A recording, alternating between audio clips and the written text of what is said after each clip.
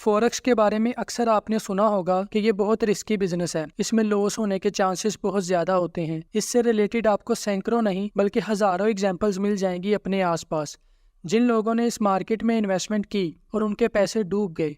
जितने भी लोग हैं जो इसको गैमलिंग बोलते हैं, उन सब के नहीं करने वाला हूँ। बहुत बर्दाश्त कर लिया, बहुत सुन लिया, अब मेरी बारी है। अब सिर्फ मैं बोलूंगा और तुम लोग सुनोगे। मेरे वो दोस्त जो बोलते हैं यार कोई जॉब कर ले, ये ऑनलाइन काम क्या होता है, या फिर मेरे वो रिश्तेदार जिन्होंने स्पेशल मेरे पापा से आकर कहा कि इसको पैसे ना देना, मेरा तो अपना 50 लाख डूब गया है, सबकी बजाऊंगा। जितने भी एग्जाम्पल्स आपको मिलेंगी जिसमें ये बोला जाता है कि फॉरेक्स इज रिस्की, सब झूठ है, बकवास है। फॉरेक्स रिस्की नहीं है, बल्कि इसको गलत तरीके से इस्तेमाल करना, गलत तरीके से ट्रेड करना रिस्की है। बिल्कुल इसी तरह जिस तरह बाइक चलाना रिस्की नहीं है, बल्कि इसको गलत तरीके से चलाना रिस्की है। जैसा कि बाइक 2 टायरों पे चलाने के लिए बनी है, ना कि बिना हेलमेट के 1 टायर पे चलाना। अब वन व्हीलिंग करोगे तो मरोगे ही ना, और ऐसे लोगों का मरना बनता भी है। बाइक पे या कार पे एक्सीडेंट होने के बाद यहाँ तो कोई नहीं कहता कि गाड़ी चलाना रिस्की है, मत चलाओ, जिसमें जान जाने का भी खतरा होता है। यहाँ पे पता है क्या बोलते हैं? तरीके से चलाओ, ज्यादा स्पीड से ना चलाओ, और आज के बाद केयरफुल रहना, एहतियात के साथ चलाना।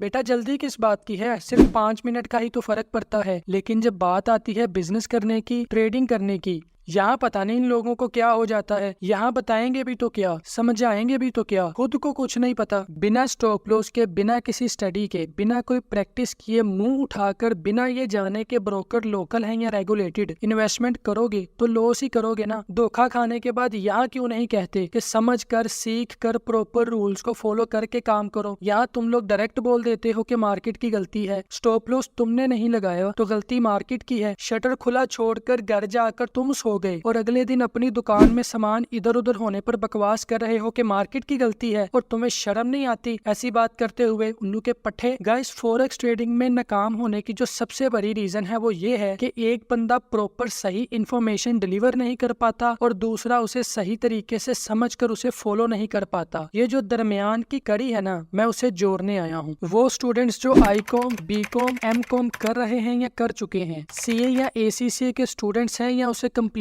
कर चुके हैं, हर किसी के लेवल पर आकर उनको बुक्स के साथ रिलेट करके बताऊंगा कि वो जो पढ़ रहे हैं वो यहाँ रियल लाइफ में कैसे काम आता है, कि डिमांड क्या है, सप्लाई क्या है, equilibrium of supply and demand क्या होता है, इसमें सेंट्रल बैंक का क्या रोल होता है, इन्फ्लेशन और GDP के कम या ज्यादा होने से करेंसीज पर क्या असर पड़ता है। और जिन लोगों को इकोनॉमिक्स और फाइनेंस की ABC का भी नहीं पता, लेकिन वो ट्रेडिंग के बिजनेस को समझना चाहते हैं, उनको मैं बिल्कुल बेसिक से स्टार्ट करके रियल फिजिकल बिजनेस से रिलेट करके एग्जाम्पल्स के साथ बताऊंगा, ताकि वो इजीली रिलेट कर सकें कि आखिर ऐसा क्या है इस बिजनेस में कि जो एक बार आ जाता है वो फिर कहीं और जाता क्यों नहीं। वो एडिक्ट हो जाता है जैसे एक नशई नशे का, वो और कुछ कर ही नहीं पाता। उसकी रीजन क्या है? ये जो 90% लोग लॉस करते हैं वो किन बेसिक चीजों को नहीं समझ पाते जिसकी वजह से वो ये लॉसेस करते हैं, सब डिटेल में बताऊंगा। आप बस मेरी ये वाली वीडियो पूरी देख लें, आपको 0 से लेकर एडवांस लेवल तक सब समझ आ जाएगा कि आखिर ये फॉरेक्स है क्या, इसमें आपको क्या सीखना पड़ता है। आपको कभी किसी से ये सवाल पूछने की जरूरत नहीं पड़ेगी कि आखिर ये ट्रेडिंग है क्या और इसमें काम कैसे करते हैं। मेरा नाम शहजाद अहमद है, मैं लाहौर में रहता हूँ। मैं CA का स्टूडेंट था जब नवंबर 2016 में मैंने पहली बार फॉरेक्स का नाम सुना अपने एक टीचर से, जो पहले पंजाब कॉलेज में पढ़ाते थे और फिर पंजाब कॉलेज से टीचिंग छोड़ने के बाद वो CFA करने लगे और साथ में फॉरेक्स की एक कंपनी में एज अ रिसर्च एनालिस्ट की जॉब करने लगे। तो जब पहली बार उन्होंने हमें एक्सप्लेन किया फॉरेक्स के बारे में, तो हम पहले से थोड़ा बहुत अवेयर थे, क्योंकि इकोनॉमिक्स एंड फाइनेंस के बारे में अच्छा खासा नॉलेज था, जिसकी वजह से हमारा बहुत जल्दी और तेजी से इंटरेस्ट डेवलप होना शुरू हो गया इस फील्ड में। तो इस 7 साल की जर्नी में बहुत मार खाई मार्केट से, ना ही कोई प्रॉपर ट्रेनिंग देने वाला था उस वक्त और ना ही कोई सिखाने वाला, जिसकी वजह से स्टार्टिंग में काफी लॉसेस भी किए। कई अकाउंट वॉश करने के बाद, अलग अलग जगह खज्जल होने के बाद, पैसा बर्बाद करके 5 साल लगे हमें ये जानने में कि इसमें मनी मैनेजमेंट और साइकोलॉजी की कितनी अहमियत है, और बिना स्टॉप लॉस के काम करना मौत से कम नहीं। और ये बातें स्टार्टिंग में किसी ने हमें बताई ही नहीं। इन अल्फाज से हम अवेयर तो थे,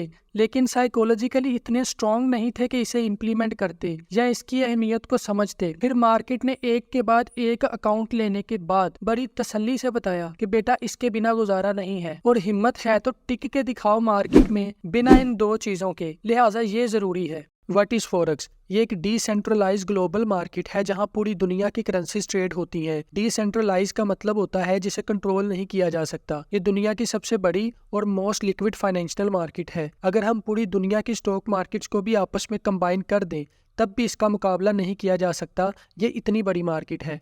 मैं आपको इसकी एक आसान सी एग्जाम्पल देता हूँ। अगर आप या आपकी फैमिली में से कभी कोई उम्रा करने गया हो तो आप सबसे पहला काम क्या करेंगे?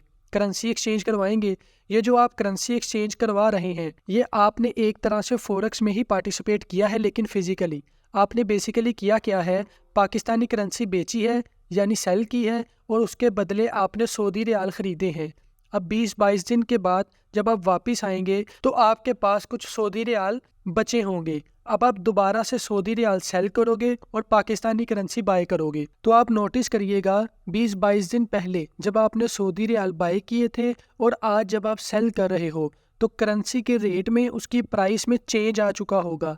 अब ये जो रेट चेंज हुआ है ये रेट चेंज अप साइड पे होगा या डाउन साइड पे? कौन सी करेंसी स्ट्रांग होगी, कौन सी करेंसी वीक होगी? अब ये आपको एक प्रोफेशनल फॉरेक्स ट्रेडर बताता है कि कौन सी करेंसी बाय करनी है और कब करनी है, कब सेल करनी है, कितनी क्वांटिटी में करनी है, अगर प्रॉफिट होता है तो कब तक होल्ड करना है और अगर लॉस होता है तो कब एग्जिट करना है। ये सब आपको इस चैनल में सिखाऊंगा और इंशाल्लाह आपको एक प्रोफेशनल ट्रेडर बनाकर छोड़ूंगा। ये इसी से रिलेटेड एक एग्जाम्पल लिखी है, आप ये भी पढ़ सकते हैं। ये ब्रिटिश पाउंड से रिलेटेड है। फॉरेक्स मार्केट के कई अलग अलग नाम हैं। इसे एफएक्स मार्केट भी कहा जाता है, currency market, financial market, foreign exchange market, money market, ये सब इसी के नाम है। और जो अक्सर न्यूज़ में आपने सुना होगा वो कुछ इस तरह से सुना होगा कि आलमी मंडी में आज तेल की कीमत में तेज़ी देखी गई है, आलमी मंडी में गोल्ड अपनी बुलंद तरीन सतह पे है। वो जिस आलमी मंडी का जिक्र कर रहे होते हैं वो असल में फॉरेक्स ही है।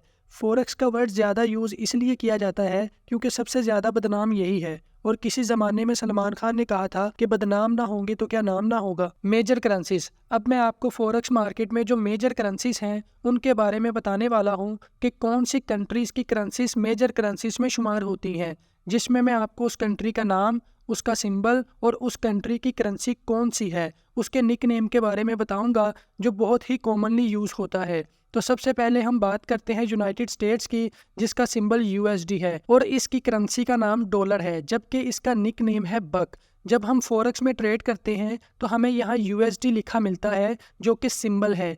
हमें यहाँ कहीं भी यूनाइटेड स्टेट्स लिखा नहीं मिलेगा और ना ही डॉलर, बल्कि इसके सिंबल के 3 लेटर ही इन दोनों चीज़ों को रिप्रेजेंट करती हैं। पहले 2 letter US represent United States, जबकि लास्ट वाला लेटर डी करेंसी को रिप्रेजेंट करता है जो कि डॉलर है। US stand for United State, D stand for dollar.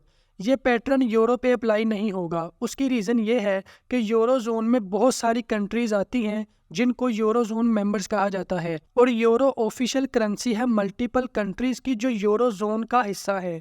Euro represent collective currency of these eurozone members rather than a specific country. तो forex में इसका सिंबल यूरो के तौर पे यूज होता है, जिसमें यूरोजोन के सारे मेंबर्स आ जाएंगे और इनकी करेंसी भी यूरो ही है। और ये रहा इसका निक नेम फाइबर।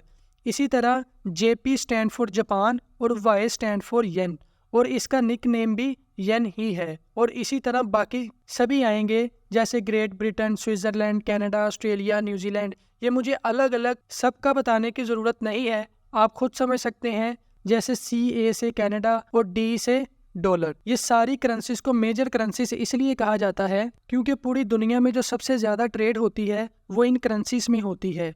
ये मैंने एक एग्जांपल बनाई है जो कि न्यूजीलैंड की है। NZD stand for New Zealand, D stand for dollar. Buying and selling in currency pair. Forex trading में साइमल्टेनियसली एक करेंसी बाय होती है और दूसरी सेल। जैसे मैंने आपको स्टार्ट में सऊदी रियाल की एग्जांपल दी थी। अब ये जो करेंसीज हैं आप डायरेक्ट बाय नहीं कर सकते, आप इसे बाय करते हैं ब्रोकर के थ्रू और ये पेयर्स की सूरत में ट्रेड होती हैं, जैसे euro USD, British pound and Japanese yen. मैं आपको डायरेक्ट मार्केट में ले जाकर इसकी लिस्ट भी दिखा देता हूँ ताकि आप दोस्तों को आइडिया हो सके कि ये हमें किस तरह से नज़र आते हैं। ये रही, यहाँ आपने सिर्फ सिंबल्स वाली लाइन देखनी है, बाकी की चीज़ें मैं आपको अलग से बड़ी डिटेल के साथ एक्सप्लेन करूँगा। फिलहाल टू दी पॉइंट रहते हैं। ये आपके पेयर्स की लिस्ट है। अगर आप थोड़ा सा गौर करें तो ये जितने भी पेयर्स हैं ये उन मेजर करेंसीज के कम्बिनेशन से बनाए गए हैं जो मैंने अभी थोड़ी देर पहले एक्सप्लेन किए हैं, जैसे euro USD, pound USD, dollar का कनाडा के साथ कम्बिनेशन, यूरो का कनाडा के साथ पेयर, इसके अलावा और भी बहुत सारे हैं, लेकिन जब मैं अलग अलग टॉपिक्स को डिटेल के साथ एक्सप्लेन करूँगा उसमें बताऊँगा। अभी मेरा ये टारगेट है कि कम से कम टाइम पे आपको ओवरऑल ओवरव्यू दिया जा सके। तो चलें अब आगे बढ़ते हैं। जब आप कोई करेंसी पेयर बाय करते हैं तो इसका मतलब होता है कि आपने उस पेयर की एक करेंसी को बाय किया है और दूसरी को सेल। ये एक तरह से दो कंट्रीज के दरमियान जंग चल रही है जिसे करेंसी वार कहा जाता है। और जब आप किसी एक पेयर को बाय करते हो तो आप उस जंग का हिस्सा बन जाते हो। और एक फौजी जब एक जंग पे निकलता है तो पूरी तैयारी के साथ निकलता है। और मैं अब फॉरेक्स की एक पूरी फौज तैयार करने के मिशन पे निकल पड़ा हूँ ताकि आप दोबारा कभी भी मार्केट में लॉस ना कर सको। तो क्या आप मेरी फौज का हिस्सा बनने के लिए तैयार हो? तो कमेंट सेक्शन में यस टाइप करें। अब सवाल ये पैदा होता है कि हमें कैसे पता चलेगा कि कौन सी करेंसी कब बाय करनी है और कब सेल। एक बात याद रखिएगा, लोग मखसूस हालात में मखसूस तरीके से रिएक्ट करते हैं। फॉर एग्जाम्पल, आप किसी शॉपिंग मॉल या किसी बड़े प्लाजे में जाए तो आप हर शख्स के बारे में ये राय नहीं दे सकते कि अब इस बंदे की नेक्स्ट मूव क्या होगी। लेकिन अगर उसी बिल्डिंग में फायर अलार्म बजना शुरू हो जाए तो क्या अब हम ये अंदाज़ा लगा सकते हैं कि लोग अब आहिस्ता आहिस्ता बाहर निकलना स्टार्ट हो जाएंगे? या फिर आप किसी पार्क में बैठे थे कि अर्थक्वेक आ गया, आपके सामने वाली बिल्डिंग जिसमें बहुत सारे लोग काम करते थे, तो क्या आप अंदाज़ा लगा सकते हैं कि ये लोग अब बिल्डिंग से बाहर आएंगे? यही मखसूस हालात इस मार्केट में क्या है, इसी चीज़ की स्टडी की जाती है और उस स्टडी की बुनियाद पे डिसीजन मेकिंग की जाती है कि कौन सी करेंसी स्ट्रॉन्ग होगी, कौन सी करेंसी वीक होगी, जिसकी बेसिस पे ये फैसला किया जाता है कि हमें कौन सी करेंसी बाय करनी है और कौन सी करेंसी सेल करनी है। अगर प्रॉफिट हो तो कितना प्रॉफिट लेकर निकलना है और अगर लॉस हो तो कितना लॉस लेकर निकलना है। इससे पहले हमने मेजर करेंसीज की बात की थी, अब हम बात करेंगे मेजर करेंसी पेयर्स के बारे में। इनको मेजर करेंसी पेयर्स इसलिए कहा जाता है क्योंकि दुनिया में सबसे ज़्यादा ट्रेड इन्हीं पेयर्स में होती है। इन पेयर्स में लिक्विडिटी ज़्यादा होती है, इनके स्प्रेड बहुत कम होते हैं और इनकी मूवमेंट बहुत ही बैलेंस्ड और स्टेबल होती है, जिसकी वजह से ट्रेडर्स और इन्वेस्टर्स ज़्यादा अट्रैक्ट होते हैं इनकी तरफ। इनमें सबसे पहला पेयर है यूरो यूएसडी। इसमें यूरो जोन के वो मेंबर्स जिनकी करेंसी यूरो है और यूनाइटेड स्टेट्स का आपस में कम्बिनेशन बनाया गया है और फॉरेक्स की लैंग्वेज में इसे यूरो डॉलर बोला जाता है। यूएसडी जेपीवाई, ये यूनाइटेड स्टेट्स और जापान की करेंसी को मिलाकर पेयरिंग की गई है जिसे डॉलर येन बोला जाता है। मेजर करेंसी पेयर्स में एक चीज़ कॉमन है और वो है डॉलर। इसी तरह डॉलर के साथ पाउंड, स्विट्ज़रलैंड, कनाडा, ऑस्ट्रेलिया और न्यूजीलैंड के पेयर शामिल हैं जिनको pound dollar, dollar swissy, dollar loonie, Aussie dollar और केवी डॉलर बोला जाता है। ये बहुत ही सिंपल तरीके से एक्सप्लेन किया गया है, मुझे उम्मीद है कि आप दोस्तों को समझ आ रही होगी। मार्केट साइज एंड लिक्विडिटी, अगर हम मार्केट के साइज और लिक्विडिटी की बात करें तो इसका डेली का trading volume 6 to 8 trillion dollar का है, जो कि बहुत बड़ा नंबर है। और दूसरी सबसे बड़ी बात यह है कि इंस्टेंट डिपॉजिट और विथड्रॉवल कर सकते हैं, यानी फौरी तौर पे पैसा इन्वेस्ट कर सकते हैं और फौरी तौर पे पैसा निकाल भी सकते हैं जस्ट एक क्लिक करने से, जबकि बाकी बिजनेसेस में ऐसा नहीं होता।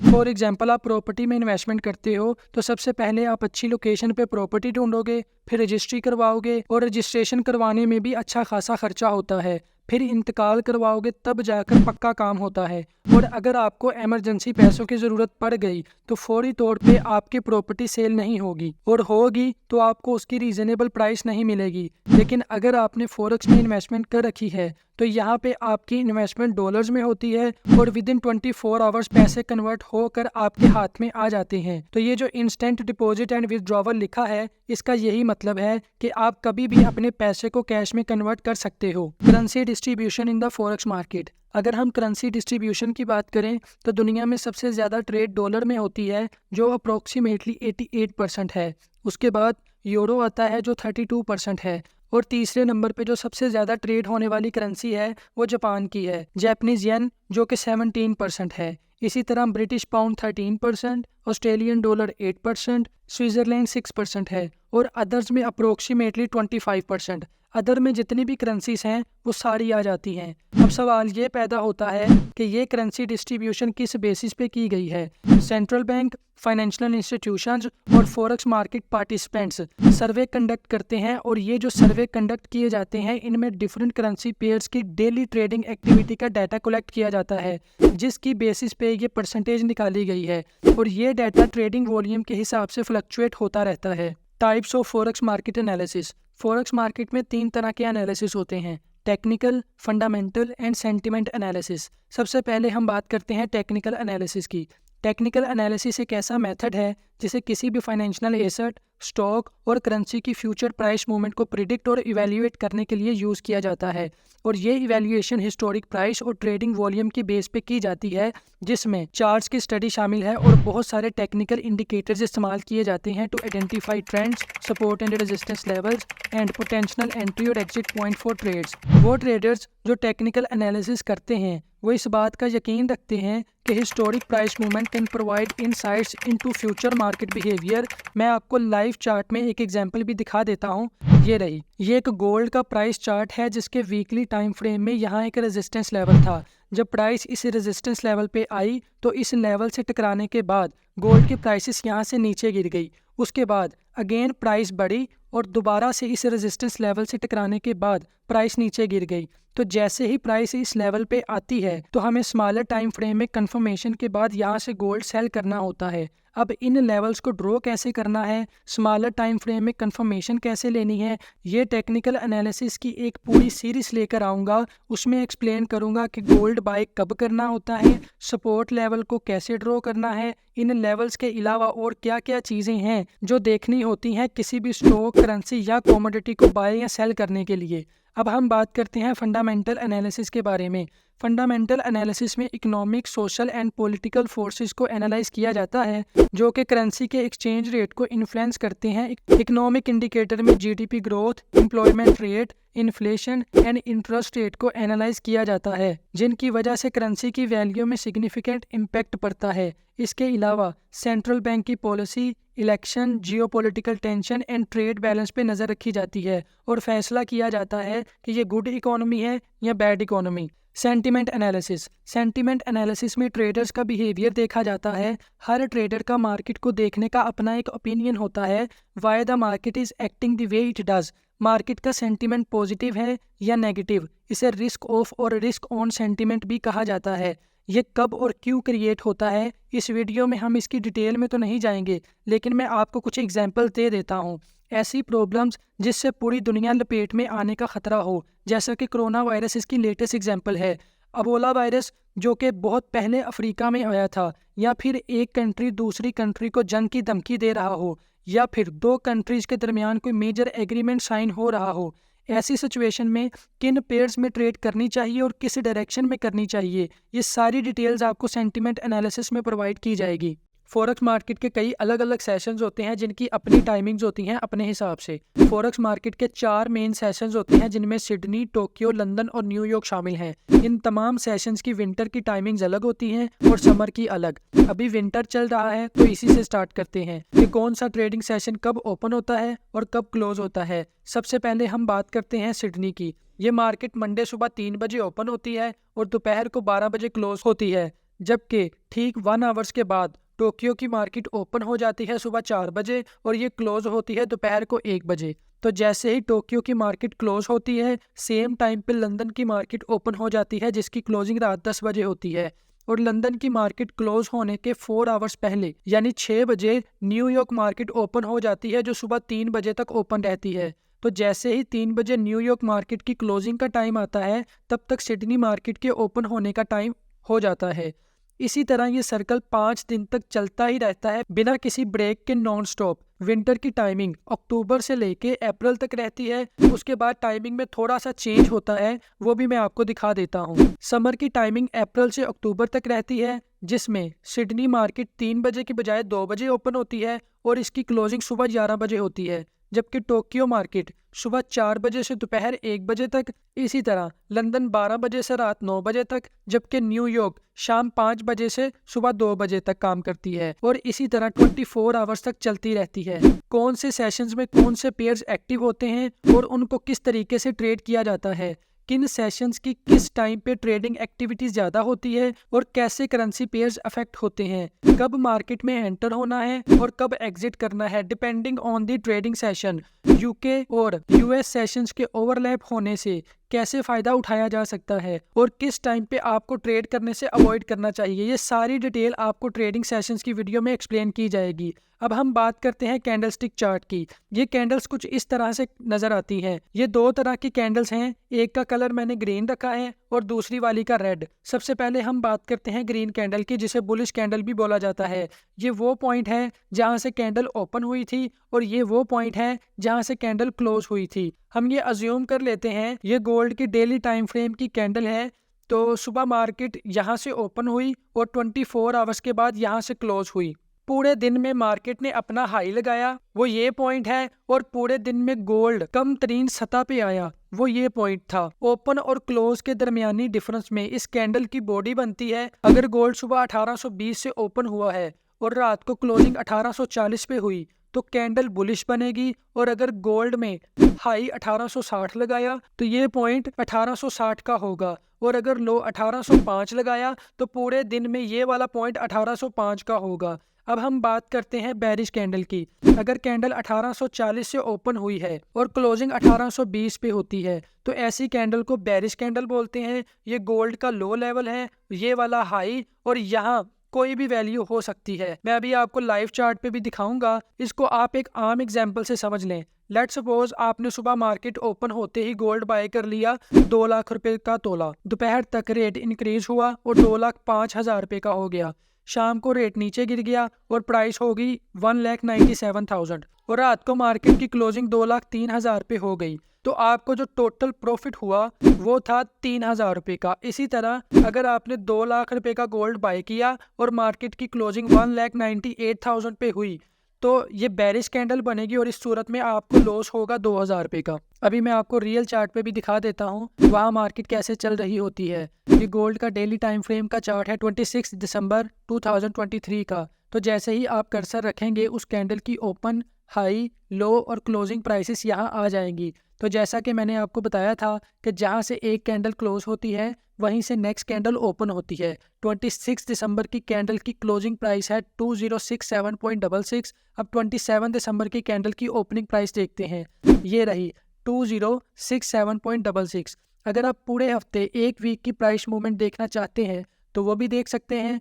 ये रही वीकली कैंडल। जब वीक स्टार्ट हुआ तो गोल्ड कहाँ से ओपन हुआ, पूरे हफ्ते की हाई प्राइस क्या थी, लो क्या था और क्लोजिंग कहाँ पे हुई। आप 1 मंथ इवन 1 ईयर की प्राइसेस भी देख सकते हैं। यहाँ पे आपके पास 1970 से ऑनवर्ड का डाटा अवेलेबल है, और अभी जिस वक्त मैं ये वीडियो रिकॉर्ड कर रहा हूँ तो ये अप्रोक्सीमेटली 53 ईयर्स बनते हैं। अगर आप ये देखना चाहें कि 5 साल पहले फला मंथ में गोल्ड का क्या रेट था तो आप इजीली देख सकते हैं। अब इस सारे डाटा को हम कैसे इफेक्टिव तरीके से यूज करके ये पता लगा सकते हैं कि मार्केट की फ्यूचर डायरेक्शन किस साइड पे होगी, मार्केट में कितने तरह के ट्रेंड्स होते हैं और उनको आइडेंटिफाई कैसे करते हैं। Types of trend. मार्केट में 3 तरह के ट्रेंड होते हैं, up trend, down trend and sideway trend. Sideway इसको रेंजिंग या कंसोलिडेशन मार्केट भी कहा जाता है। तो सबसे पहले हम बात करते हैं अप ट्रेंड की। अप ट्रेंड फाइनेंशियल मार्केट में वो फेज होता है जिसमें किसी करेंसी पेयर्स की प्राइस जनरली एक डायरेक्शन में कंसिस्टेंटली बढ़ रही होती है।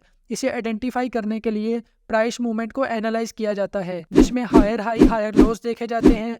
अप ट्रेंड को आइडेंटिफाई करने के लिए जो कॉमन टूल्स इस्तेमाल होते हैं उनमें ट्रेंड लाइन, मूविंग एवरेजेस शामिल होती हैं। इसके अलावा इंडिकेटर्स में मैकडी और RSI वगैरह शामिल हैं। इसके अलावा overall market sentiments, economic indicator और मेजर न्यूज़ वगैरह शामिल हैं। इस तरह की मार्केट कंडीशन में ट्रेडर्स बाइंग अपॉर्चुनिटी आइडेंटिफाई करते हैं। Down trend. अप ट्रेंड में हायर हाई हायर लो देखे जाते हैं, जबकि डाउन ट्रेंड में लोअर लो लोअर हाई देखे जाते हैं। बाकी सब सेम है। जब रियल चार्ट में आपको आइडेंटिफाई करके दिखाऊंगा तो बाकी की क्लैरिटी वहां पे हो जाएगी। Sideways market. रेंजिंग मार्केट का शुमार नॉन ट्रेंडिंग मार्केट कंडीशन में होता है। इस तरह की मार्केट कंडीशन में प्राइस एक सर्टेन रेंज में किसी एक सपोर्ट एंड रेजिस्टेंस लेवल के दरमियान मूव कर रही होती है।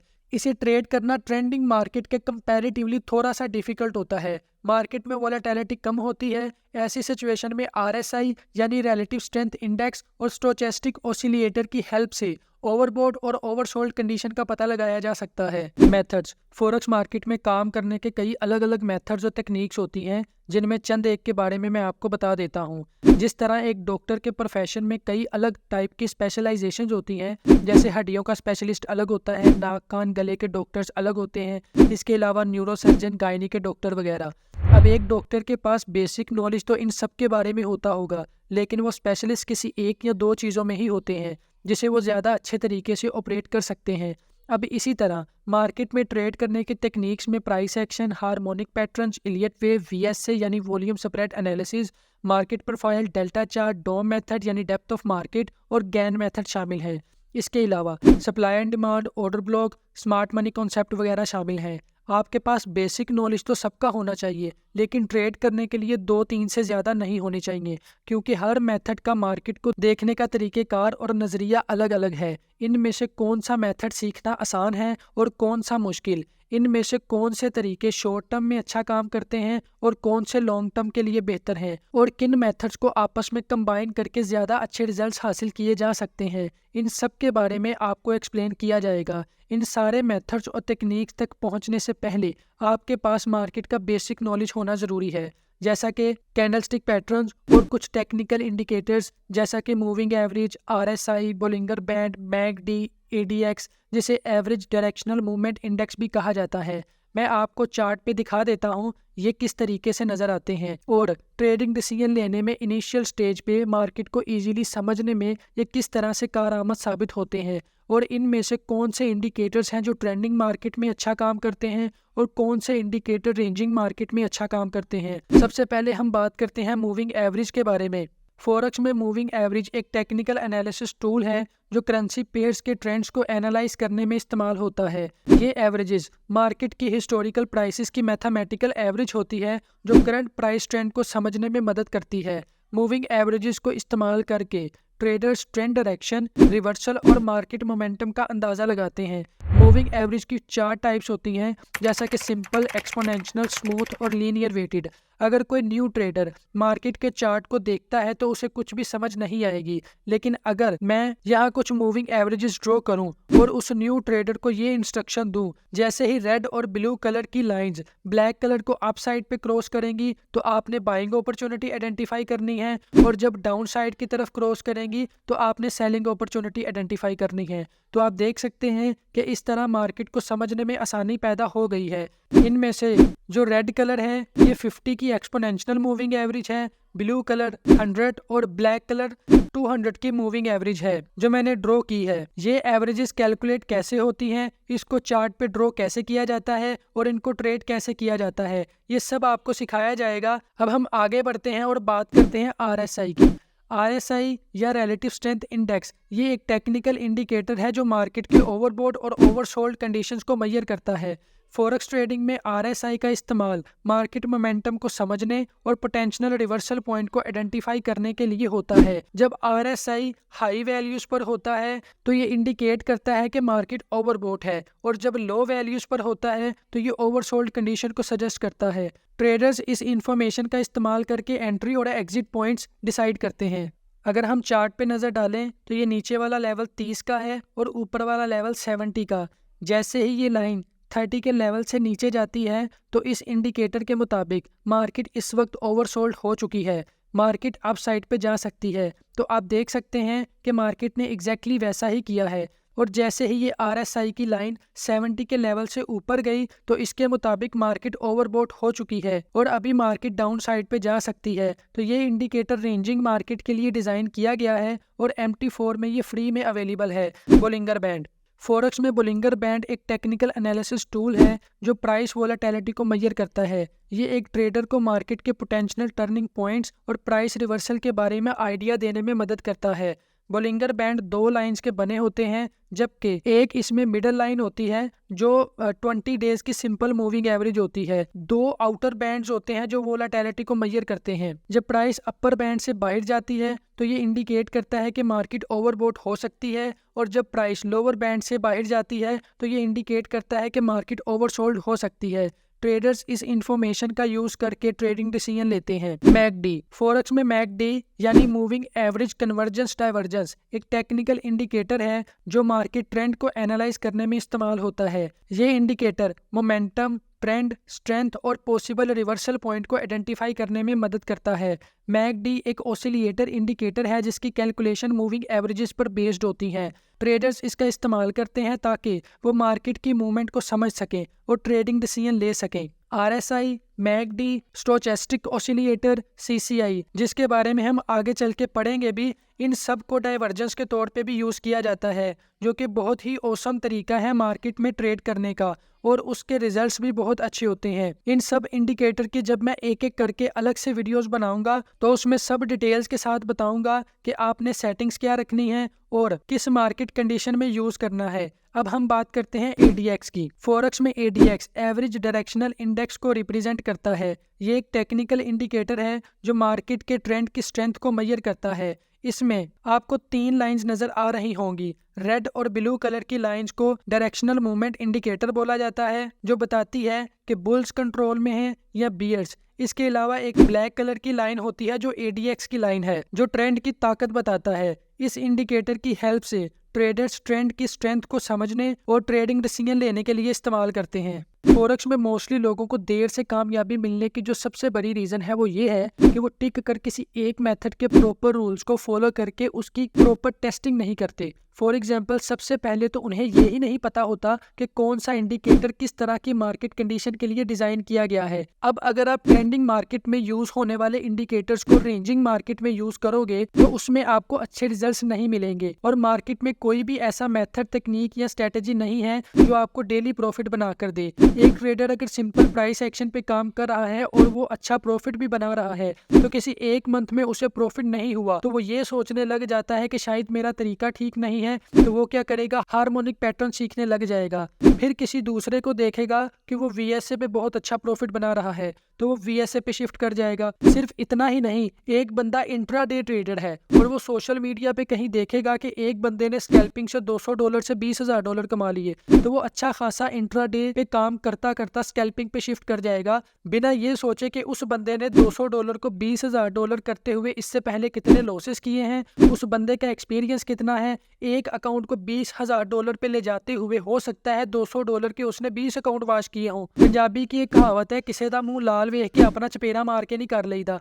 अक्षय कुमार की एक मूवी है चांदनी चौक टू चाइना। उस मूवी में अक्षय कुमार का ट्रेनर उसे कराटे सिखा रहा होता है और सिखाते हुए उसे एक बात समझाता है कि मुझे तुम्हारी उन 10,000 मूव से खतरा नहीं है जिसकी तुमने एक बार प्रैक्टिस की है, मुझे तुम्हारी उस एक मूव से खतरा है जिसकी तुमने 10,000 बार प्रैक्टिस की है। फॉरेक्स में आपको हजारों की तादाद में इंडिकेटर्स, मेथड्स और स्ट्रेटजीज मिल जाएंगी। इस बात से प्रॉफिट नहीं बनेगा कि आपने कितने मेथड सीखे हैं या आपके पास कितना नॉलेज है। प्रॉफिट इस बात पे बनेगा कि आपने किसी एक मेथड या किसी एक स्ट्रेटजी को कितने अच्छे तरीके से प्रैक्टिस किया है।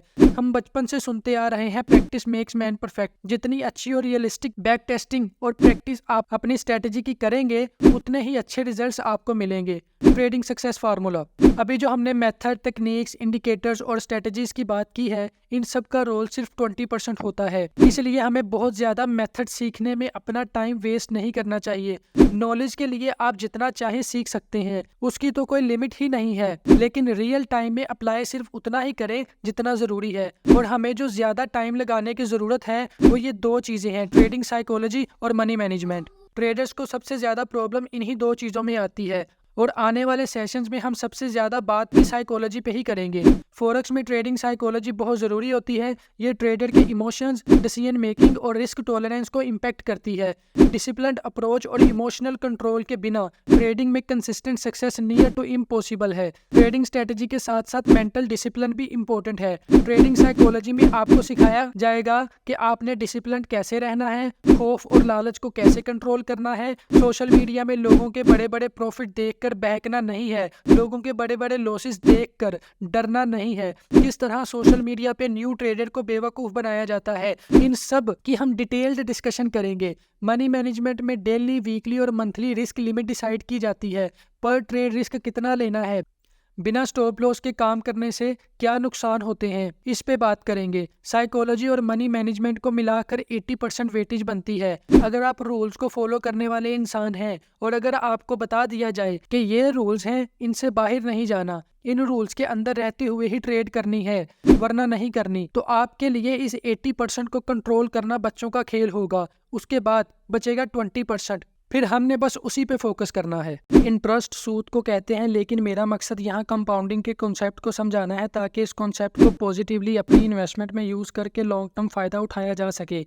इसकी हम एक रियल लाइफ एग्जांपल लेते हैं। अगर आपके पास 10 मुर्गियाँ हैं, डेली उनके अंडे इस्तेमाल करने की बजाय आप उन्हें जमा करते जाएं और उन मुर्गियों को अंडों पे बिठाया जाए और उन अंडों से निकलने वाले चूजे 6-8 महीने के अंदर अंदर अंडे देने के काबिल हो जाते हैं। हम मुर्गे माइनस करने के बाद ऑन एवरेज 5 मुर्गियों का एक रफ सा आइडिया लगा लेते हैं कि 1 साल के बाद 10 की 50 हो गई। पहले डेली 10 अंडे होते थे, अब 50 हो गए हैं। उन्हें भी आपने री इन्वेस्ट कर दिया और सेकेंड ईयर के लास्ट में ये 50 मुर्गियां अप्रोक्सीमेटली 250 हो जाएंगी एंड सो ऑन।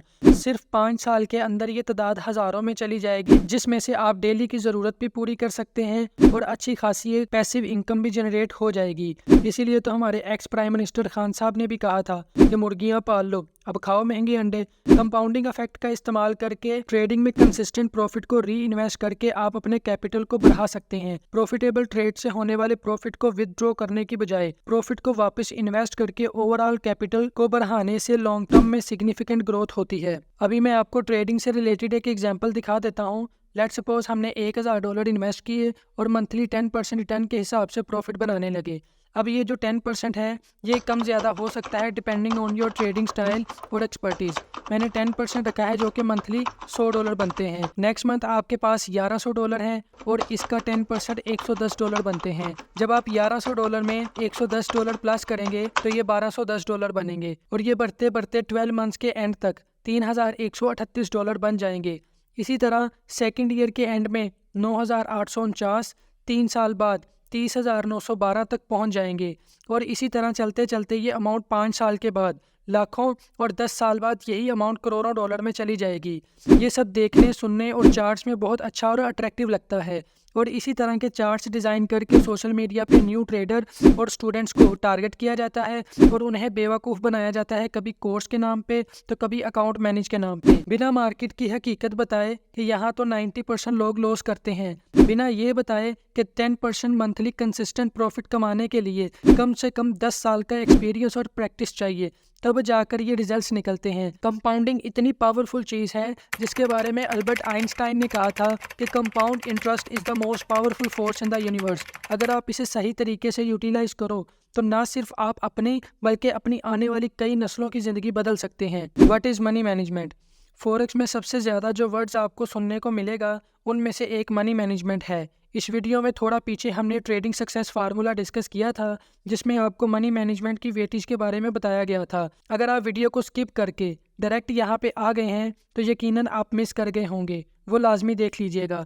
अगर आपको याद हो तो मैंने वहाँ पे आपको बताया था कि अगर आप रूल्स को फॉलो करने वाले इंसान हैं तो आपको चंद रूल्स के बारे में बताऊंगा जिनको फॉलो करने के बाद आपके लिए ये बच्चों का खेल होगा और ज़िंदगी में आपका कभी अकाउंट वॉश नहीं होगा। उनमें से एक रूल के बारे में मैं आपको अभी बताने लगा हूँ। ये बहुत ही सिंपल है और अक्सर आपने अपने सीनियर से भी सुना होगा कि professional traders, investors, commercial banks या जितने भी बिग प्लेयर्स होते हैं वो पर ट्रेड अपनी इन्वेस्टमेंट का 1% और लेस देन 1% रिस्क लेते हैं। वैसा क्यों करते हैं और 90+% वो लोग जो मार्केट में पैसा गवा बैठते हैं वो इस रूल्स को फॉलो क्यों नहीं करते या क्यों नहीं कर पाते, वो मैं आपको एक एग्जांपल के साथ समझाने लगा हूँ। ज़रा गौर कीजिएगा। सबसे पहले हम बात करते हैं लूजिंग सिनेरियो की। लेट्स सपोज आपका $10,000 का अकाउंट है और आपने अपने कैपिटल का 1% से ज़्यादा रिस्क नहीं लेना, और अगर लेना है तो उसके लिए रूल्स अलग हैं, वो हम किसी और वीडियो में डिस्कस करेंगे। $10,000 का 1% $100 बनेगा। लेट्स सपोज आपने एक ट्रेड लगाई और वो ट्रेड लॉस में चली गई। उस ट्रेड पे जो आपका मैक्सिमम लॉस है वो $100 से ज़्यादा का नहीं होना चाहिए। अब $100 लॉस होने के बाद आपके पास बचे हैं $9,900। अब जब आपने सेकंड ट्रेड लगानी है वो $9,900 का 1% रिस्क लेना है जो $99 बनेगा।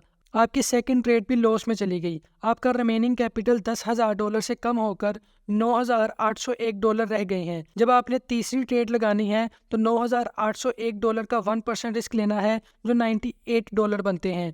चलो मान लो कि आपकी तीसरी, चौथी या पांचवी ट्रेड में भी लॉस हो गया और 5 ट्रेड में यानी 5 बार लॉस होने के बाद आपके पास अब रह गए हैं $9,501। चलो 1 मिनट के लिए मान लेते हैं कि हम इतने मनहूस हैं कि जिस काम में हाथ डालते हैं उसी में अपना बेड़ागर करवा लेते हैं। हमारी किस्मत इतनी खराब थी कि 50 बार ट्रेड्स की और 50 की 50 ट्रेड्स लॉस में चली गई। तो 50 ट्रेड्स में लॉस होने के बाद भी आपका अकाउंट वॉश नहीं होगा। 50 ट्रेड्स लॉस में क्लोज करने के बाद अभी भी आपके पास $6,050 मौजूद हैं। अगर ये भी कम है तो चलो इसे डबल कर देता हूँ। हमने हमारी 100 ट्रेड्स लॉस होने के बाद भी हमारे पास $3,660 अभी भी बाकी हैं। अगर आपकी 200 ट्रेड्स भी लगातार लॉस में चली जाए तब भी आपका अकाउंट वॉश नहीं होगा। जबकि यहाँ पे लोग एक सिंगल ट्रेड में अपना अकाउंट जीरो कर लेते हैं, जबकि सिर्फ एक रूल को फॉलो करके 500 ट्रेड्स में भी लॉस होने के बाद भी आपका अकाउंट जीरो नहीं होता।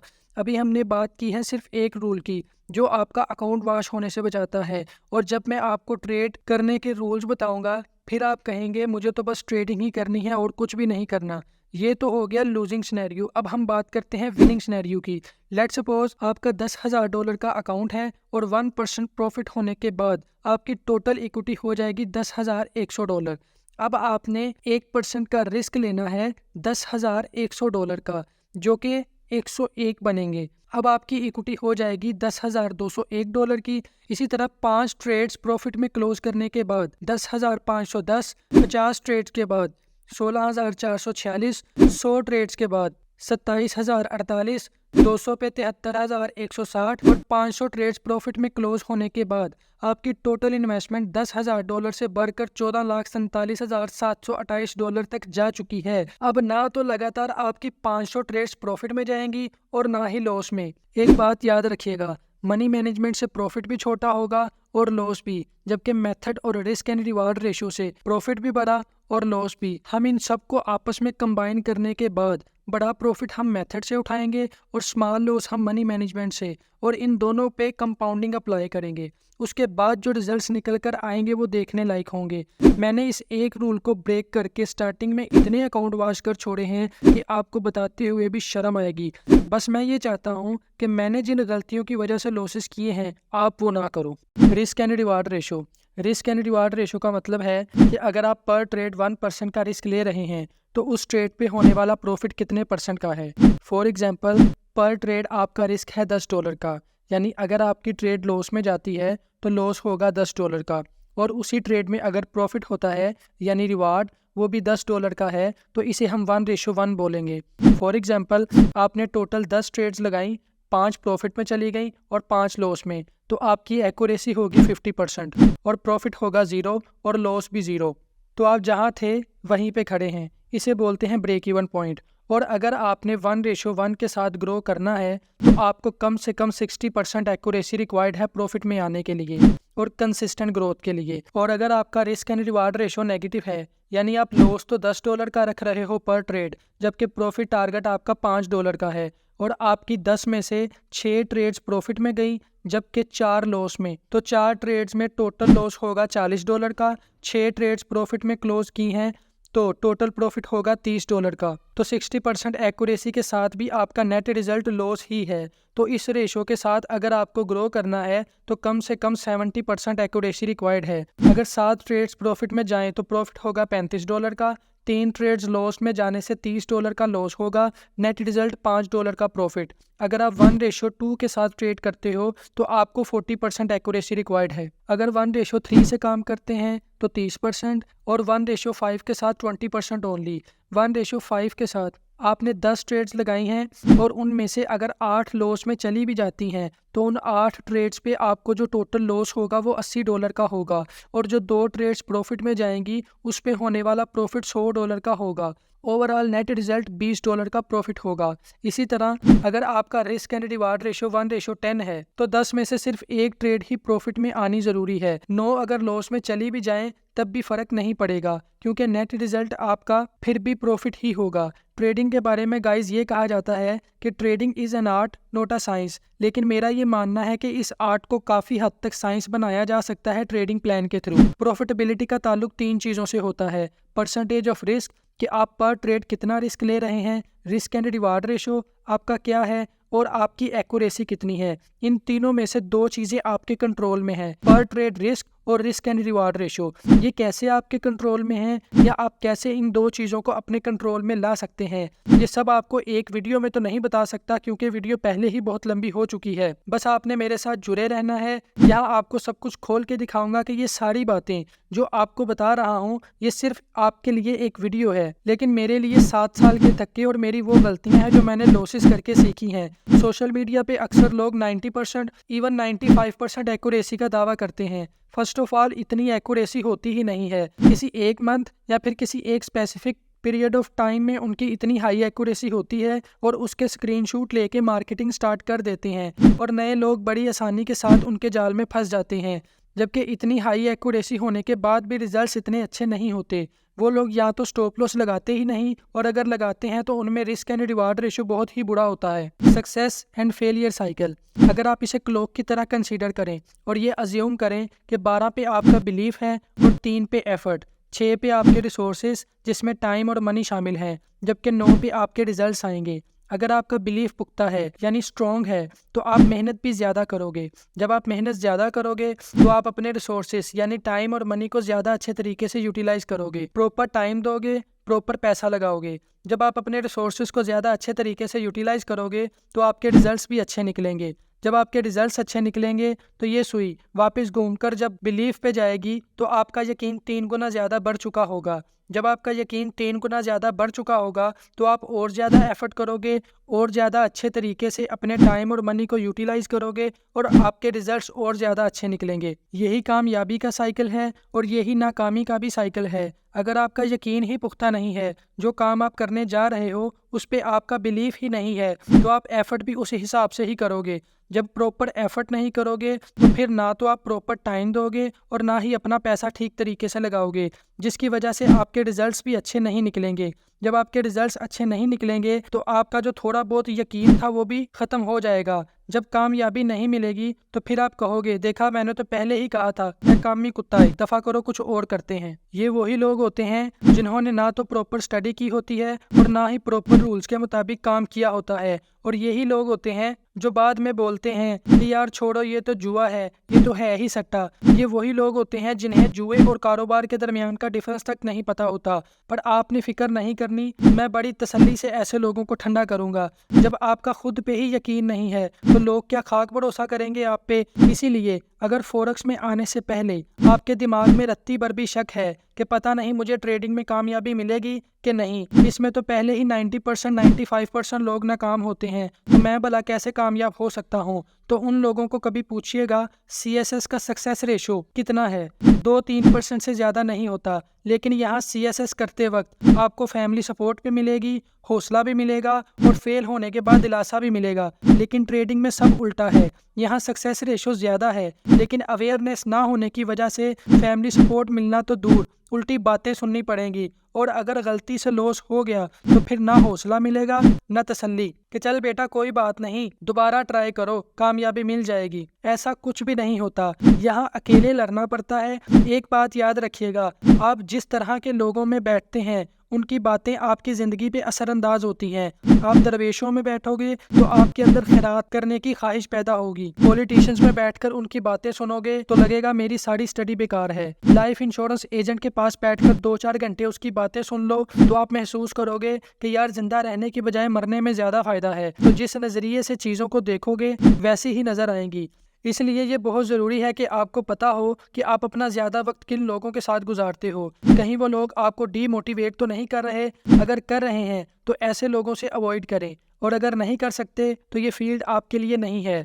आप इसमें आने का सोचिएगा भी नहीं। आगे चल के मैं आपको डिटेल में बताने वाला हूँ कि फॉरेक्स ट्रेडिंग किन लोगों को करनी चाहिए और किन लोगों को नहीं करनी चाहिए। और जो ऑलरेडी इस फील्ड में फंस चुके हैं, अगर वो भी कंफ्यूज हैं कि हमें स्टे करना चाहिए या छोड़ जाना चाहिए, उनकी भी क्लैरिटी हो जाएगी कि किन लोगों को छोड़ जाना चाहिए, उसकी रीजंस क्या हैं, और किन लोगों को स्टे करना चाहिए, उनको किन बातों पे फोकस करने की ज़रूरत है। स्वॉट एनालिसिस। स्वॉट एनालिसिस जो कि स्ट्रेंथ, वीकनेस, अपॉर्चुनिटीज और थ्रेट्स का एब्रीविएशन है। फॉरेक्स ट्रेडिंग करने वाले ट्रेडर्स के लिए ये एक अहम टूल है। ये एनालिसिस वो तमाम इंफॉर्मेशन फराहम करता है जिसमें ट्रेडर की कामयाबी पे असर डालने वाले इंटरनल और एक्सटर्नल फैक्टर शामिल होते हैं। सबसे पहले हम बात करते हैं स्ट्रेंथ की। एक प्रोफेशनल ट्रेडर के पास मार्केट का इन डेप्थ नॉलेज और अंडरस्टैंडिंग होती है जिसमें करेंसी पेयर्स, इकोनॉमिक इंडिकेटर्स और जियोपॉलिटिकल इवेंट शामिल हैं। उसके बाद आती हैं एनालिटिकल स्किल्स, जिसमें एक ट्रेडर को चार्ट्स, मार्केट के ट्रेंड्स और टेक्निकल इंडिकेटर्स को एक्यूरेटली यूज करना आता है।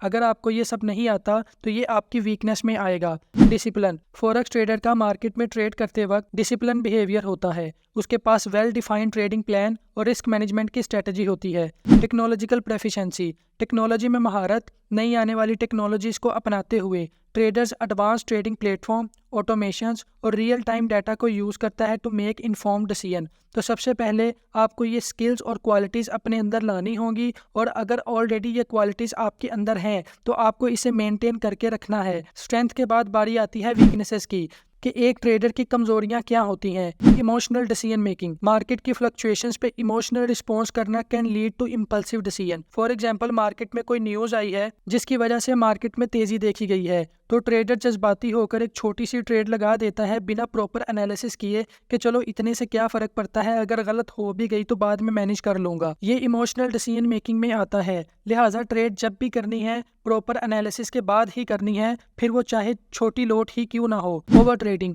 कुछ ट्रेडर्स ओवर ट्रेडिंग करने लग जाते हैं। उसकी 2-3 रीजंस होती हैं। या तो वो अपने पुराने लॉसेस को रिकवर करने के चक्कर में होते हैं, कम वक्त में ज़्यादा पैसा कमाना एक रीज़न हो सकती है, या फिर करंटली रनिंग ट्रेड को जल्दी रिकवर करना भी रीज़न हो सकती है। Limited capital. बहुत सारे ट्रेडर्स को लिमिटेड कैपिटल की वजह से बहुत सारे चैलेंजेस का सामना करना पड़ता है, जिसमें ना तो वो अपनी इन्वेस्टमेंट को अलग अलग टाइप के एसेट्स में डिस्ट्रीब्यूट कर सकता है और ना ही प्रॉपर रिस्क मैनेजमेंट को फॉलो कर पाता है। लिहाजा developing strategy to optimise available resources is essential. Take of continuous learning. Forex market evolves, और वो ट्रेडर्स जो वक्त के साथ साथ अपने नॉलेज को अपडेट नहीं करते तो उन्हें मार्केट की बदलती हुई कंडीशंस में प्रॉब्लम्स का सामना करना पड़ सकता है। Opportunities. Global market access. Forex market हफ्ते के 5 दिन तक 24 आवर्स काम करती है, तो एक ट्रेडर के पास बहुत सारी अपॉर्चुनिटीज होती हैं to access global market and capitalise on diverse economic condition. Technological advancement. नई टेक्नोलॉजीज को कबूल करना, जैसा कि एल्गोरिथम ट्रेडिंग और आर्टिफिशियल इंटेलिजेंस, आपकी ट्रेडिंग स्ट्रेटजीज और ओवरऑल परफॉर्मेंस को इम्प्रूव कर सकती है। Educational resources. Online courses, webinars और मार्केट एनालिसिस टूल की अवेलेबिलिटी ट्रेडर्स के लिए एक अपॉर्चुनिटी होती है to continuous learn and refine their skills. उसके बाद हम बात करते हैं थ्रेट्स की।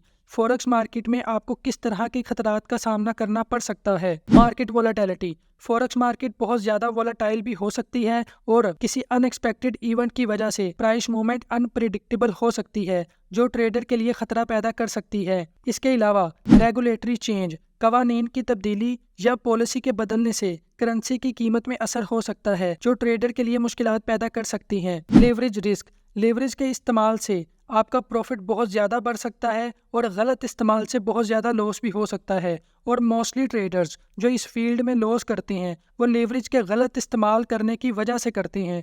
फॉरेक्स मार्केट में कंपटीशन ज़ोरदार है और ट्रेडर्स को institutional investors, automatic trading system और दूसरे रिटेल ट्रेडर्स से सामना करना पड़ता है। ये सारे पॉइंट्स आप अपने सामने रखें और मेंटली तौर पे अपने आप को क्लियर करें। क्या आप मेहनत कर सकते हैं मुस्तकिल मिजाजी के साथ? जो इन्वेस्टमेंट आप करने जा रहे हैं, क्या ये वो एक्स्ट्रा अमाउंट है कि अगर ये पैसे डूब जाएं तो आपको फ़र्क तो नहीं पड़ेगा? आप नुकसान बर्दाश्त कर सकते हैं? मेंटली तौर पे आप या आपकी फैमिली डिस्टर्ब तो नहीं होगी? अगर आपको एक लंबे अरसे तक प्रॉफिट ना होने की वजह से आप डिसिप्लिन तौर के ओवर ट्रेडिंग की तरफ तो नहीं जाएंगे?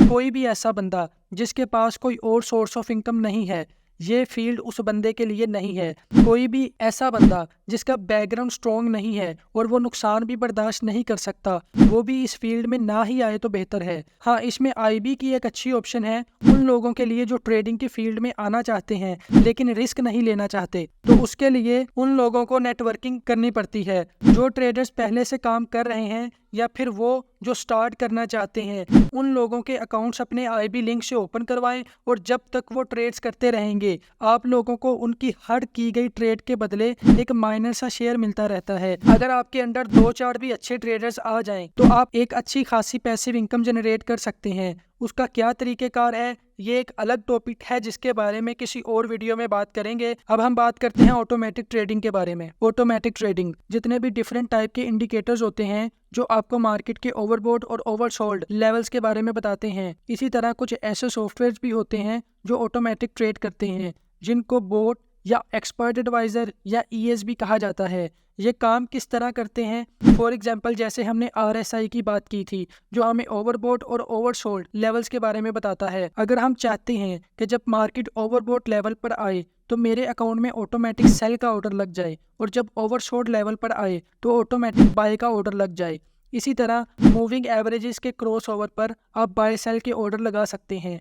ये एग्जाम्पल्स आपको सिर्फ समझाने के लिए हैं, अदरवाइज इस तरह के ES कामयाब नहीं है। उसके लिए आपको एक प्रॉपर सिस्टम बनाना होता है जिसमें entry, exit point, lot size, stop loss और टारगेट के बारे में इंस्ट्रक्शंस, या जिस तरीके से भी आप मैनुअल ट्रेडिंग करते हैं और आप एक लंबे अरसे से प्रॉफिटेबल हैं और अब आप चाहते हैं कि इसे ऑटोमेट कर दिया जाए, तो इसे डिजाइन करवाने के बाद इसकी बैक टेस्टिंग की जाती है। ये आप खुद भी बनवा सकते हैं और बने बनाए भी मिलते हैं जो $10 से स्टार्ट होते हैं और $30,000 से भी ज्यादा कीमत के होते हैं। फॉरेक्स में ऑटोमेटिक ट्रेडिंग एक इनोवेटिव तरीका है जिसमें कंप्यूटर प्रोग्राम्स और एल्गोरिथम का इस्तेमाल किया जाता है बिना किसी मैनुअल इंटरवेंशन के। इसके बहुत सारे फायदे हैं जो ट्रेडर्स को लॉस से बचाने और परफॉर्मेंस को ऑप्टिमाइज करने में मदद करते हैं। सबसे बड़ा फायदा यह है कि ये ट्रेडिंग इमोशंस को कंट्रोल में रखने में मदद करता है। इंसानी इमोशंस जैसा कि खौफ और लालच ट्रेडिंग डिसीजंस को असरअंदाज करते हैं, लेकिन कंप्यूटर प्रोग्राम्स हमेशा कंसिस्टेंटली और लॉजिकल तौर पर ट्रेड करते हैं। इससे ट्रेडिंग में कंसिस्टेंसी बरकरार रहती है और इम्पल्सिव डिसीजन से बड़ी आसानी से बचा जा सकता है। ऑटो ट्रेडिंग की स्पीड मैनुअल ट्रेडिंग से ज़्यादा होती है। कंप्यूटर प्रोग्राम्स 1 सेकंड से भी कम टाइम में मल्टीपल मार्केट इंडिकेटर्स और कंडीशंस को एनालाइज कर सकते हैं जो इंसान के लिए पॉसिबल नहीं है। इस स्पीडी एग्जीक्यूशन से ट्रेडर्स को बेहतर एंट्री और एग्जिट पॉइंट मिलते हैं। ऑटो ट्रेडिंग में रिस्क मैनेजमेंट भी अहम है। प्रोग्राम को प्री डिफाइंड रिस्क पैरामीटर्स और स्टॉप लॉस लेवल्स के तहत ट्रेड्स एग्जीक्यूट करने की परमिशन होती है। इससे लॉसेस को मिनिमाइज करने में मदद मिलती है और ट्रेडर्स की इन्वेस्टमेंट को प्रोटेक्ट करने में आसानी होती है। Automatic trading system 24 hours market monitoring कर सकते हैं, जिसकी वजह से ट्रेडर्स को किसी भी वक्त मार्केट ट्रेंड्स और अपॉर्चुनिटीज का पता चल सकता है। ये फ्लेक्सिबिलिटी मैनुअल ट्रेडिंग से ज्यादा होती है, स्पेशली ग्लोबल मार्केट में जहां डिफरेंट टाइम जोन्स होते हैं। ऑटो ट्रेडिंग में बैक टेस्टिंग का भी इस्तेमाल होता है जिसमें पास्ट के मार्केट डाटा को यूज करके ट्रेडिंग स्ट्रेटजीज को टेस्ट किया जाता है। इससे ट्रेडर्स को ये पता चल जाता है कि उनकी स्ट्रेटजी कितनी इफेक्टिव है और उनमें किस तरह की इम्प्रूवमेंट की ज़रूरत है। इसके अलावा ऑटो ट्रेडिंग सिस्टम मार्केट में आर्बिट्राज अपॉर्चुनिटीज़ को भी जानते हैं और उन्हें फ़ायदा उठाने में मदद करते हैं। ये सिस्टम साइमल्टेनियसली मल्टीपल मार्केट्स को मॉनिटर करते हैं, लेकिन ऑटोमेटिक ट्रेडिंग के भी कुछ चैलेंजेस हैं। मार्केट कंडीशंस में तब्दीली, टेक्निकल ग्लिच और मॉडल की इम्परफेक्शन से नुकसान भी हो सकता है। इसलिए ज़रूरी है कि ट्रेडर्स अपने एल्गोरिथम को रेगुलर मॉनिटर करें और उन्हें अपडेट करते रहें। ऑटो ट्रेडिंग एक पावरफुल टूल है जो ट्रेडर्स को नुकसान से बचाने और बेहतर परफॉर्मेंस अचीव करने में मदद करता है। इसका इस्तेमाल लॉजिकल डिसीजन लेने, स्पीड और फ्लेक्सिबिलिटी में इजाफा और रिस्क मैनेजमेंट में बेहतरी हासिल करने के लिए किया जाता है। तो ये थी आज की वीडियो जिसमें मैंने कोशिश की है कि मैक्सिमम चीज़ों के बारे में जितना पॉसिबल हो सके आपको बताया जा सके। नो डाउट इसमें बहुत सारे टॉपिक्स थे जिनमें हमने बहुत कम बात की है, लेकिन इस वीडियो का मकसद आप लोगों को एक रोड मैप देना था और ये बताना था कि आखिर इसमें करना क्या होता है और उसका सीक्वेंस क्या होना चाहिए। वैसे तो मैं स्टेप बाय स्टेप एक एक चीज़ आप लोगों को एक्सप्लेन करूंगा, पूरे पूरे कोर्सेज बनाकर अपलोड करूंगा, ताकि आप लोगों के साथ हमारी तरह एटलीस्ट ये ना हो कि हर छोटी छोटी चीज लॉसेस करके सीखनी पड़े। इस वीडियो को आप अपने दोस्तों, व्हाट्सएप ग्रुप्स में या जो लोग ट्रेडिंग की फील्ड में आना चाहते हैं उनके साथ लाजमी शेयर कीजिएगा, ताकि उन्हें पता हो कि ट्रेडिंग जितनी आसान लगती है उतनी है नहीं, और वो अपनी ज़िंदगी में कोई गलत कदम उठाने से बच सकें। किसी को अच्छा मशवरा देना, किसी को अच्छी गाइडेंस शेयर करना, जिससे अगले बंदे का पैसा और वक्त बच सके, ये भी एक सदका जारिया है। लाजमी शेयर कीजिएगा ताकि मेरी भी हौसला अफजाई हो सके। मेरे सोशल मीडिया के लिंक्स आपको मेरे यूट्यूब चैनल के अबाउट सेक्शन में मिल जाएंगे। नेक्स्ट वीडियो आपको किस टॉपिक पे चाहिए वो भी आप कमेंट सेक्शन में बता सकते हैं। अपना ख्याल रखिएगा, मिलते हैं नेक्स्ट वीडियो में। अल्लाह हाफिज़।